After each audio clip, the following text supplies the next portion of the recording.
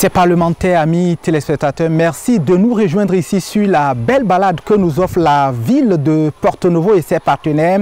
Balade au bord de la lagune de Loémé pour ce numéro consacré aux questions de la biodiversité. Nous avons pour invité Laurent Aombonon de l'ONG Nature Plurielle. Laurent, que nous allons accueillir ensemble, saluer et installer.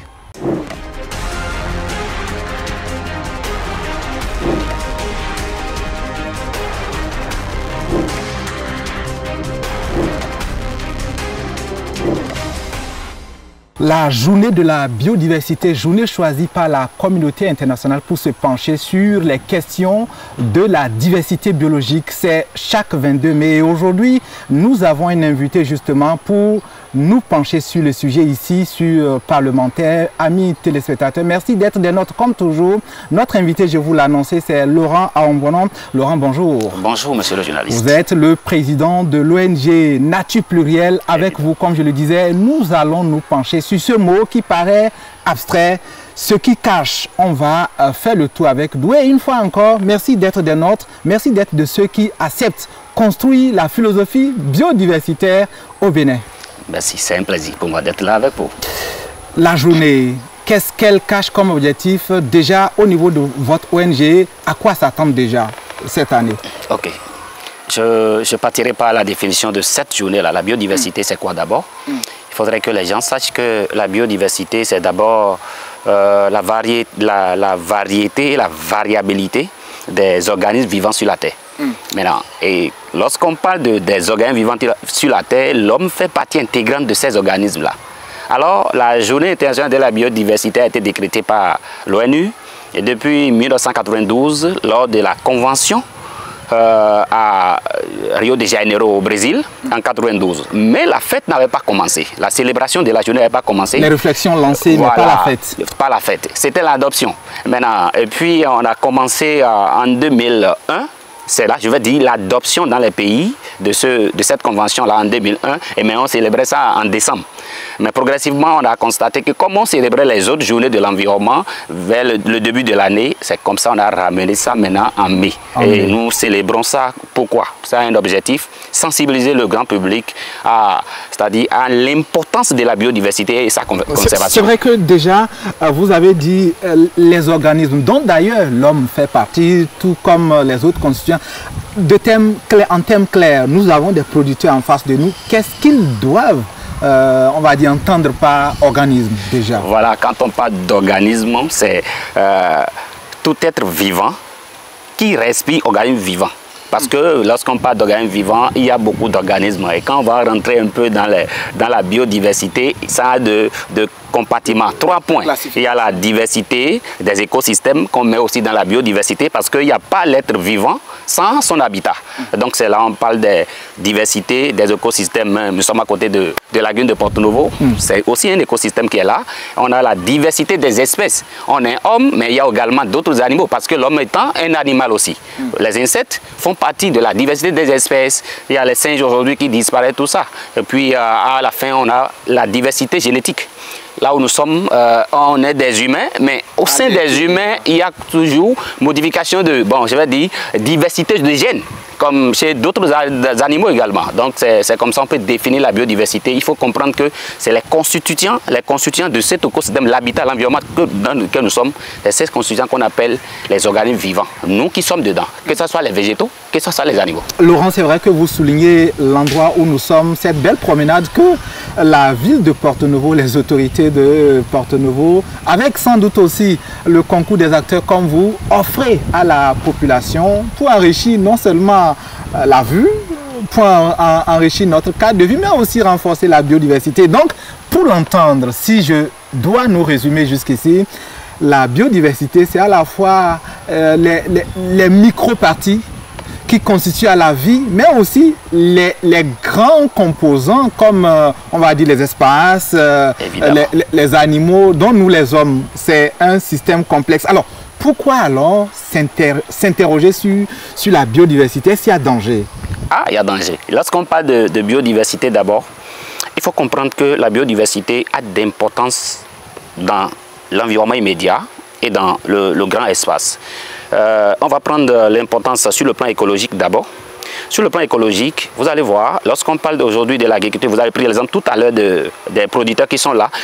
Peut-être parce que les producteurs ne comprennent pas que lorsqu'ils sont à la maison, il y a des créatures de Dieu même qui travaillent pour eux. Là, on va prendre ce côté-là. Vous allez voir, quand on parle aujourd'hui des pollinisateurs, c'est l'importance écologique de la biodiversité. Ça joue un rôle. Lorsqu'on prend l'exemple typique, hier c'était la journée des abeilles. Lorsqu'on prend l'exemple d'abeilles aujourd'hui, on a dessus que nous fabriquons de façon artificielle. Mais Dieu même a créé l'abeille pour nous donner ce qui est sucré. Et ça permet aujourd'hui, vous allez voir, quand on était même enfant, on nous donnait l'abeille pour motiver le cerveau, pour motiver notre intelligence. Vous savez, Dieu a créé tout pour nous accompagner. Et que lorsqu'on quitte maintenant le plan écologique, on peut aller sur le plan économique. Vous savez, lorsqu'on prend la biodiversité, ça rapporte beaucoup pour les pays. Sur le plan touristique, vous allez voir, les gens descendent chaque fois pour rentrer dans les forêts, pour découvrir les espèces qui existent sur un territoire donné. Les États ont besoin de cette biodiversité-là pour vivre en harmonie, pour montrer que nous ne sommes pas différents des autres animaux. Et en le faisant, nous contribuons à rendre plus agréable notre environnement immédiat. Et c'est ça qui fait que les gens vont descendre chaque fois pour nous voir, voilà, ce que nous n'avons pas là-bas, nous pouvons voir ici, et ça participe à l'économie de l'État. Sur le plan scientifique, on a besoin de ces espèces-là, par exemple, pour faire un travail, pour connaître, pour comprendre le mécanisme qui existe dans notre environnement immédiat, sur le plan scientifique. Parce que quand on parle aujourd'hui on veut faire un test, vous allez voir, prendre l'exemple de cobaye. Parce qu'on ne peut pas faire un test sur l'homme même, directement sur l'homme. Ça veut dire que Dieu a créé quand même des animaux qu'on peut utiliser facilement pour faire des tests, pour que les gens puissent comprendre, ouais, ça là qui existe, cette maladie qui existe, on peut trouver des solutions. Parce que s'il n'y a pas ça, on ne peut pas trouver des solutions. L'autre chose qu'on peut aussi élucider, c'est peut-être la pêche. Vous savez, lorsqu'on parle de provende, il y a tellement de mécanismes autour. Et puis, ça dégrade aussi l'environnement, ça dégrade le climat. Maintenant, il y a des réflexions. Je suis entomologiste de formation. Et aujourd'hui, on peut substituer les provantes chimiques, là, les provantes faits de façon industrielle avec nos insectes. Par exemple, la mouche soda noire, qui aujourd'hui est en train de remplacer la provente avec les gens. Et on peut former même les paysans, les pisciculteurs eux-mêmes sur la production, et sans sortir pour aller payer quelque chose, ils peuvent directement produire, utiliser les dons de la biodiversité de notre environnement. Pour toutefois participer quand même au développement de la nation, pour que les gens puissent prendre de poissons ou autres En définissant la biodiversité, vous êtes parti sur des éléments, on va dire, utiles quand même de cette biodiversité, et on va dire c'est plus pratique. Alors, le thème cette année, c'est contribuer au plan. Ouais. Comment contribuer au plan, voilà, quand on est à Porto-Novo ici? Voilà, lorsqu'on parle de contribuer au plan, vous savez, l'année dernière, ce n'était pas contribuer au plan, c'était de l'accord à l'action. Et ça, vous voyez, l'accord à l'action, cette thématique-là, ça fait appel directement aux États. De l'accord, parce que ce sont les États qui prennent des accords. Tout à fait. Et l'action, c'est l'État qui doit poser des actions vers les autres. Et quand vous allez vers l'année 2022, par exemple, c'était agir ensemble. Mais tout ça, c'était une sorte de partenariat macro qu'on dit, entre les États. Mais aujourd'hui, on dit contribuer au plan, be part of the plan. Directement faire appel à l'individu. Voilà, ça fait appel directement à l'individu pour que l'individu même sache qu'il est partie intégrante de cette biodiversité, qui doit contribuer, qui doit informer ses alentours. Ceux qui sont là, on dit de contribuer. Qu'est-ce qu'on doit faire pour protéger aujourd'hui la biodiversité? Qu'est-ce qu'on doit faire pour protéger les singes avant qui disparaissent? Parce que nous-mêmes, nous ne connaissons pas. Parce que au niveau central, les gens prennent des décisions et qu'on ne nous implique pas, que nous, on pense que bon, c'est là-bas les gens vont. Et si on vous posait justement la question, et ça, vous répondez en regardant bien entendu les producteurs qui sont juste à côté de nous, pour que ça soit plus pratique, comment contribuer terre à terre au plan? Pour contribuer terre à terre, par exemple les producteurs qui sont là depuis un certain temps, l'ONG Nature Plurielle que je représente, a pris l'initiative de faire participer les producteurs même à la préservation de la biodiversité. Nous les donnons depuis environ 2 mois. On a commencé par faire une formation pratique avec les producteurs pour leur permettre de connaître d'abord les ravageurs, ce qu'on appelle ravageurs et ce qu'on appelle les pollinisateurs, ce qu'on appelle insectes utiles aux producteurs. Parce que parfois les producteurs sont à la maison, ils ne savent pas qu'il y a des gardiens qui sont là pour les protéger. Mais quand eux ils viennent, ils voient peut-être une attaque, ils vont acheter des produits pour détruire tout ça. Donc, nous les leur donnons un peu des notions sur ça. Comment vous pouvez contribuer? Il faut commencer par connaître qui est avec vous. Il faut protéger les espèces qui sont autour de vous. Il faut dire aux gens de ne pas pulvériser pour nous rendre malades. La première chose que je retiens, c'est qu'on peut contribuer en éduquant. Voilà. Voilà, c'est ce que vous faites. Souvent, ce que les producteurs vont faire, on leur demande maintenant, lorsque vous produisez, il faut demander à celui qui est à côté. Voilà, moi j'ai commencé par changer de pratique parce que le problème même, c'est la pratique. Il faut avoir une pratique raisonnable, il faut avoir une pratique responsable parce que dans la constitution du Bénin, il est dit que l'individu même doit protéger son environnement. On a besoin, on a droit, l'homme a droit à un environnement sain. Donc si chacun peut savoir dans son métier direct, qu'est-ce que moi je fais pour préserver cet environnement-là, vous allez voir qu'il y aura des changements partout. Je change dans mon domaine. Je vais te montrer à l'autre, toi aussi tu dois changer parce que ce que tu fais, ça m'impacte. Si ce que je fais doit t'impacter, j'ai changé de comportement, toi aussi, tu dois changer de comportement. C'est vrai que l'on est souvent concentré sur, on va dire, la nécessité d'aujourd'hui, mais dans ce que vous posez comme problème par rapport à l'obligation d'être bien sain avec la nature, est-ce qu'il y a des éléments concrets que vous donnez aux gens qui vous écoutent pour indiquer le fait qu'il faut réagir? Ouais. Il y a quoi à perdre notamment à une partie de la biodiversité? À quel danger ça nous expose? Voilà, vous me renvoyez dans, je dirais, ça ressemble un peu à la science, mais c'est quand même la compréhension qu'on peut montrer aux téléspectateurs et aussi aux auditeurs ou bien tout ce qui se constitue quand même cette biodiversité, comme j'ai dit tout à l'heure.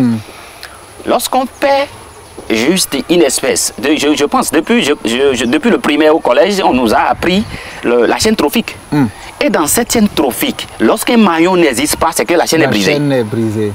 Lorsque la souris n'existe pas, de façon naturelle, c'est que le chat n'existe pas. Donc quand on perd un maillon de la chaîne trophique, tout le système est bouleversé. Tout le système est bouleversé. On est interdépendants l'un de l'autre. Entre les espèces. On est interdépendants. Lorsque, par exemple, on dit aujourd'hui, je vous rappelle la pensée d'Albert Einstein, le physicien, le théoricien allemand, qui dit à la disparition, je vais essayer de paraphraser, à la disparition des abeilles, l'homme n'aura que 4 ans pour vivre sur la Terre. À partir du moment où on n'aura plus d'abeilles, c'est que l'homme n'aura plus 4 ans pour vivre sur la Terre. Parce qu'il y a des espèces qu'on ne va plus retrouver. Les citrons, vous voyez, c'est rare de voir nos producteurs ici. La pollinisation, ça... Voilà, il y a des espèces que nous ne plantons pas. Et ce sont les abeilles, pas seulement les abeilles. Je suis entomologiste, tous les insectes sont des pollinisateurs. Tous les insectes sont des pollinisateurs. Et lorsque vous ne produisez pas, il y a des espèces, quand on voit par exemple, il y a Nona, sénégalensis, il y a une espèce que nous voyons. Et les gens disent que ça traite de diabète, ça traite ces trucs-là. Nous ne plantons pas. Mais Dieu a créé ces espèces à côté de nous. Et leur rôle, c'est de polliniser. D'aller chercher le grain quelque part, la semence quelque part et de déposer quelque part. Et lorsque vous allez au champ, vous trouvez, vous prenez, mais vous ne produisez pas. Donc lorsque ces espèces vont disparaître, c'est que progressivement, ces services écosystémiques que nous avons, que nous trouvons à côté de nous, on consomme ou bien ça participe à notre santé, ça va disparaître. Progressivement, nous-mêmes, on disparaît. Or, on va dire l'ONU et ses agences parlent de 20 à 25% des espèces qui, s'ils ne sont pas déjà, on va dire, décimées, sont en voie pratiquement de disparition. Donc il y a danger. Il y a danger parce que d'abord, il y a des espèces, quand on prend de façon générale, que le pourcentage est minime comme ça. Il y a des espèces qui ont disparu jusqu'à même 70%. Si vous allez aujourd'hui, je vais donner l'exemple, ceux qui sont dans l'importation peut-être des espèces, si vous allez sur les territoires, il y a un insecte qu'on appelle le monarque. Le monarque, ouais, Danaus plexippus. Quand vous allez en Amérique, vous allez au Mexique, vous allez au Canada, vous ne pouvez plus sortir de ce pays-là avec cette espèce parce que c'est protégé, c'est en voie de disparition et c'est une espèce pratiquement qu'on retrouve là-bas. Eux ils protègent ça, mais nous on n'a pas encore cette politique au Bénin. Je le dis, hein, si on demande peut-être à ceux qui sont sous notre ministère de cadre de vie bien, qui est aujourd'hui aussi l'environnement, on leur demande l'état des lieux des insectes. Je défie quiconque qui ne pourront pas le dire parce qu'il n'y a pas un système pour défendre ça encore. C'est vrai que progressivement, il y a beaucoup de choses à faire là. Progressivement, je crois qu'on va prendre conscience. La dernière fois, je sais que la DGF, qui organise aussi un événement maintenant, la semaine de la biodiversité et de recherche forestière. Je vois vu une dynamique au niveau de nos États aussi. On a commencé depuis, ça doit commencer le 20 et ça va prendre fin le 25 et ils mobilisent les scientifiques, tout cela. Dans le cadre de la célébration de la journée, la biodiversité. Pratiquement transformée en une semaine. Donc vous dites qu'il y a quand même des gestes qui s'enregistrent. Alors est-ce que tout ça aussi n'est pas une affaire de gens rassasiés? Vous l'avez dit, en Amérique du Nord et ailleurs, par ailleurs, il y a quand même que les gens ont les moyens de s'attaquer à ces choses-là. Ouais. Est-ce que souvent, les gens ne vous renvoient pas ça, faire un combat trop lointain alors qu'il y a des combats plus proches, combats de ventre? Je ne dirais pas que c'est une affaire des gens rassasiés. Pourquoi je le dis ça? Pourquoi je dis ça? Parce que moi, par exemple, notre organisation n'a pas eu de partenaire et on se lance dans ce travail-là parce qu'on a compris. Il y a certains sujets qui ressemblent un peu à la science, mais beaucoup se lancent. Progressivement, vous allez voir, les gens disparaissent parce qu'ils n'ont pas compris, mais peut-être il y a l'argent quelque part qu'il faut prendre. Et ils viennent dedans parce qu'on veut de l'argent. Mais dans le temps, on disparaît parce que soi-même, on n'a pas une passion pour ça. Ce n'est pas les gens rassasiés pour ça. Il y a des gens qui comprennent déjà. Il y a des gens qui quittent leur fonction même pour s'occuper directement de la biodiversité parce qu'ils comprennent que, entre-temps, aujourd'hui, je vous pose la question, on appelait quelque chose bousier. Azégué Blimi Bousier qui tournait nos notifications quand on fait de trucs là à la maison, qui tournait ça, on ne voit plus ça. Si vous allez aujourd'hui dans les villages, on ne voit plus ça, alors que son mécanisme c'est de renforcer le sol. Dieu a créé celui-là pour décomposer avec les autres, pour enfouir ça dans le sol, pour que le sol soit très riche. On ne voit plus les papillons comme cela se doit, parce que les pesticides ont tout détruit. Mais les gens ont commencé par faire de sensibilisation. Même le producteur, vous leur demandez ça aujourd'hui, ils vont dire ça ne donne pas, parce qu'on a utilisé beaucoup de pesticides. Ils comprennent déjà. Donc progressivement, ça n'est plus affaire de... La perception au niveau donc, de nos communautés commence par être, on va dire, palpable. Alors, est-ce que si la perception commence par être palpable, la réaction qu'il faut commence par suivre aussi? Bon, je vais dire que la communauté travaille. Bon, c'est pourquoi je remercie d'abord les organisations de la société civile comme Sicré Bénin, par exemple. Sicré Bénin, qui est un partenaire de Nature Plurielle, qui travaille très bien. Et chaque fois, c'est pourquoi je dis, il y a des exemples à prendre. Sicré parfois dans la protection des enfants. Mais je me demande, est-ce que Sicré a vraiment le temps de faire ça? Parce que je le vois souvent très actif sur ce terrain-là, très actif sur ce terrain-là. Vous voyez également le Grand Bénin que vous connaissez très bien. Il y a des organisations, vraiment aujourd'hui on fait exposition itinéraire dans je crois que c'est dans la base de l'allée de Louémé. Il y a des organisations qui sont là, qui sont vraiment actives, qui travaillent. Il y a également la direction générale de l'environnement, de l'eau, de chasse également dont je parlais tout à l'heure, qui travaille. Nous, par exemple, à partir de demain, la journée même, sinon la journée internationale de la biodiversité, nous avons un forum national multilatérale sur les pesticides et la santé, c'est-à-dire pour parler aux producteurs, plus que quand on parlait des espèces qui ne comprenaient pas l'impact des pesticides sur le bien-être. Donc tout ça, il y a des organisations et puis les gens comprennent. Je suis quand même content de ce qui se passe aujourd'hui. Même avant, les gens ne comprenaient pas. Il y a eu de motivation. On invite les gens, même ils venaient sans prendre de l'argent et puis ils travaillent avec nous. L'un des acteurs de la société qui, s'il comprend, va sans doute changer la donne, c'est notamment la jeunesse. Quel est son positionnement sur ces questions? De façon générale, n'est-il pas trop concentré sur ce que je deviens, ce que je mange, que de vous écouter ou d'agir avec vous? Bon, je dirais que la jeunesse, progressivement, comme j'ai dit, il y a la prise de conscience qui évolue. Comme je vous ai dit, l'objectif principal de la journée de la biodiversité, c'est la sensibilisation et l'éducation. Même s'il y a partenariat dedans, parce que quand on a initié la convention même, l'objectif c'est partenariat entre les organisations, les gouvernements et autres. Mais la jeunesse a commencé par prendre de conscience. Si je vous dis, l'ONG Nature Plurielle contribue à impacter au moins 5000 jeunes et paysans chaque année. Et parmi ces jeunes-là, vous allez voir les élèves qui sont vraiment très actifs. Et qui traduisent l'impact de vos actions en actes. Oui, qui travaillent, qui vont même. J'ai été surpris de voir la dernière fois, on a un programme ambassadeur climat écolo, on a formé les délégués de chaque école, délégués responsables. Mais j'ai été surpris, une journée des ODD, j'ai vu nos jeunes dans le marché d'Avrancourt par exemple, en train de sensibiliser les gens parce qu'on a évolué. quand on faisait gouvernance avec OMD, aujourd'hui ce n'est plus ça. On a commencé le plan de développement OMD, aujourd'hui c'est ODD, Objectif du développement durable, que les gens ne comprennent pas, nos dirigeants doivent aller vers. Mais les jeunes s'intéressent aujourd'hui à ça. Et je suis fier de voir certains aller à la COP, même défendre valablement ce pays-là, défendre l'Afrique. Et puis vous allez voir qu'il y a une motivation aujourd'hui qui est en train de naître au sein de la jeunesse. Moi je le dis parce que moi je suis jeune et je ne prends pas l'argent chez quelqu'un pour faire. C'est une passion. Et puis ce n'est pas forcément une passion, mais c'est aussi, je suis en train de voir que l'avenir est un peu hypothéqué si on n'agit pas aujourd'hui. Alors, est-ce que cette, on va dire, cet enthousiasme que vous avez, que d'ailleurs, qui se traduit d'ailleurs par ce que vous constatez, est, on va dire, se ressent au niveau de la biodiversité, elle? On est au niveau conscience, ouais. L'action commence par prendre, est-ce que les résultats peuvent... Vous savez, ça se ressent. On est venu ici tout à l'heure, quand on est venu dans ces lieux-là, Porte-Novo Vive est un projet soutenu par l'ambassade de France d'ailleurs. J'ai vu que ce que moi j'ai observé, c'est pas ça forcément vous observez. Moi j'étais en train de voir l'impact des riverains sur le projet. Et j'étais fier. Quand je marchais, je n'ai pas constaté, par exemple, les sachets, je n'ai pas constaté que les gens ont cassé quelque chose. Mais je suis vraiment fier. Et désormais, je vais passer peut-être les journées dans ce... On n'a plus besoin d'aller dans les hôtels pour la distraction. Mais ici, j'ai vu qu'il y a la conscience qui est en train de naître. Il y a les producteurs à côté de nous. Mais ils n'ont pas encore cassé ça. Ça veut dire la conscience est en train de prendre. Ils cohabitent avec tout ce qui est projet de la biodiversité.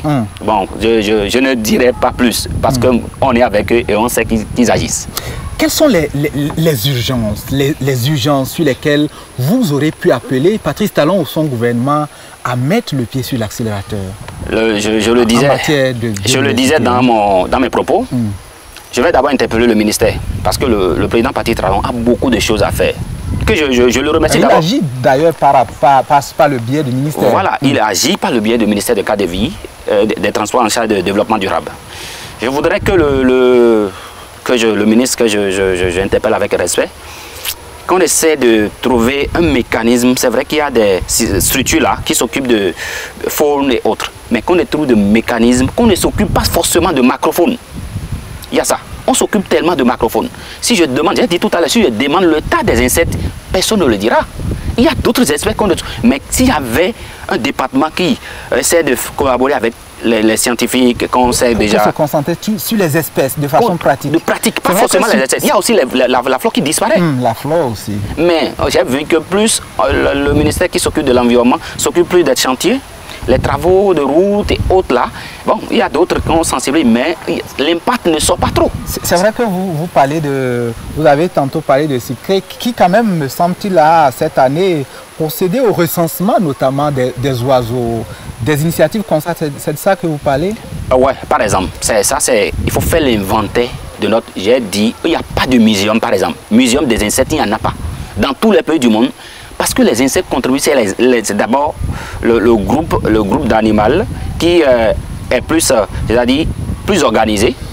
Et c'est là qu'il y a plus d'effectifs et qui travaillent. Mais progressivement, à cause des pesticides, on a perdu pratiquement avec un bon pourcentage. Mais parce que le ministère n'a pas un système de collaboration avec les scientifiques qui doivent faire de... en tout cas, je sais de quoi je parle. Les oiseaux dont vous parlez tout à l'heure avec Sicré, avec BIS, ONG, c'est une coalition d'organisations. Ça, c'est au moins, je sais qu'il y a un impact là sur les oiseaux et on sensibilise. Mais d'autres domaines, c'est des organisations de la société qui travaillent. Le ministère même n'a pas encore un programme. On a les forestiers par exemple, mais leur rôle, parfois, j'associe ça au contrôle des bois. Ouais, parce que pas plus. Il n'y a pas de... Au nord, par exemple, les animaux, mais on s'occupe plus de macro. Macro, alors que macro, facilement, on peut faire élevage de ça. Les micros, il y a le sol même, il y a le micro-organisme qui est sous le sol, qui disparaît, mais personne ne sait. Il y a des éléments qui décomposent les végétaux qui descendent sur le sol pour renforcer la vie du sol.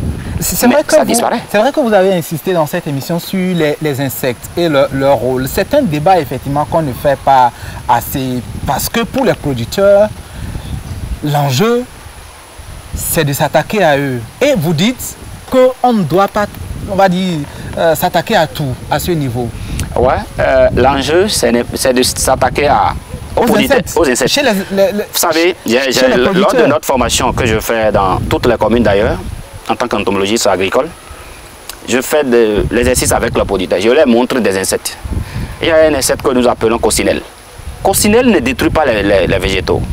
Coccinelle, c'est quand ça donne, c'est un coléoptère, quand ça donne, quand pond d'œufs et c'est-à-dire les larves sortent, les larves s'attaquent au puceron, un ravageur puissant pour les producteurs. Mais quand ils voient Coccinelle sur le plan, ils pensent que c'est un ravageur. On ne sait même pas, on ne connaît pas seuil. Il faut je voudrais aussi profiter pour demander au ministère de l'Agriculture de collaborer avec le ministère du cadre de vie pour qu'on arrive à donner dans chaque commune un assistant technique, c'est-à-dire un entomologie pour assister les producteurs. On ne peut pas détruire les coccinelles pensant détruire les pucerons. Parce que les pucerons, il n'y a pas encore d'insecticides spécifiques pour ça ici. Les gens n'en trouvent pas. Les trucs sont sous la feuille. Ouais. Et puis quand on pulvérise, c'est toujours en haut. Les trucs sont là, mais on pulvérise toujours. Tout ce qui descend, ça vient au sol. Et ça détruit tout ce qui est utile pour vous. Donc c'est ce que je dis. Pas forcément les insectes. Moi, on travaille sur beaucoup de... Moi, j'ai du plaisir. Chaque semaine, je vais au moins en forêt pendant au moins 2 jours dans une semaine. Je vais avec mon appareil photo, je vais découvrir, je photographie, j'envoie ça à l'étranger, en France par exemple, et je demande d'identifier est-ce que c'est une espèce menacée et tout. J'ai des partenariats là-bas. Donc c'est ce que je voudrais demander à nos autorités de travailler. Et je voudrais profiter aussi pour remercier votre émission. Il y a une dynamique. J'ai été jeune parlementaire. Il y a une dynamique aujourd'hui qui s'observe jusqu'à ce que vous avez fait l'émission parlementaire. C'est que je ne saurais pas comment vous remercier. En le faisant, vous contribuez à ce programme de l'ONU. Parce que le programme dit sensibiliser et éduquer. Et parlementaire, c'est pour informer le grand public. Parce que vous êtes écoutés.